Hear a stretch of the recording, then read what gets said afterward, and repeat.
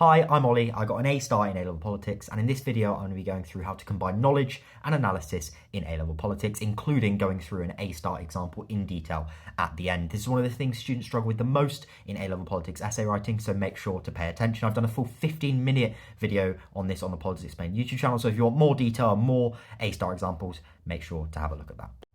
Before we have a look at how to combine them, let's first have a look at what knowledge and analysis are. So knowledge, AO1, quite simple, right? It's understanding of political institutions, processes, concepts, theories and issues. So this is the key knowledge of A-level politics that you've learned in your classes that you're going to bring into your essays. That can be explanation of political concepts and key ideas, but it can also be specific examples, and those recent specific examples are really important. Analysis then is how you use that knowledge. So it's how you bring that knowledge and bring it into arguments in relation to the questions. So that's whether agreeing with one side of the argument or the other side of the argument. And it's also how you analyse the knowledge in the examples you've brought in and show how it supports those points. So in your main paragraphs, in terms of bringing together knowledge and analysis, what you first want to do in your main paragraph is clearly introduce your point in relation to the question. So this should use the terms of the question. So say it's the question, evaluate the view that devolution has been a success. You might start with the strongest argument that devolution has been a success is that it has significantly improved democracy by bringing decision-making power much closer to the people. What that does is it's using the terms of the question. It's very, very clear, but it's also highlighting a specific argument, and that's where you're going to be picking up those analysis marks right from the start.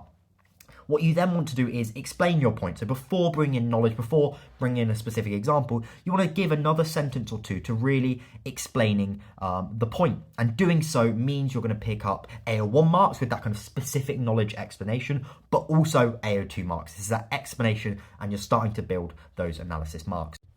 What you then want to do is bring in some specific knowledge, and that will often be a specific example to support and illustrate your point. So you should think you've introduced the point. What is the most effective example you can bring in to explain and support that point? And that might be a recent example. It might be an older example as well. So that will often start with, for example, and you want to kind of really clearly explain that example in a bit of detail. And then finally, you don't want to just leave that example there. You want to analyze it after the example. So you want to, after introducing the example, you want to then show how that example, and clearly state to the examiner how that example supports a point. And what that means is what you're doing is you're first introducing your point and explaining it. You're picking up analysis marks straight away. You're then bringing in your knowledge to support it, picking up some key knowledge marks there, AO1. And then finally, you're linking it back to the point. You're again picking up analysis marks. And analysis marks are really important. They're 10 out of the total 30 marks, and often things students struggle with. So you really want to be doing both of those.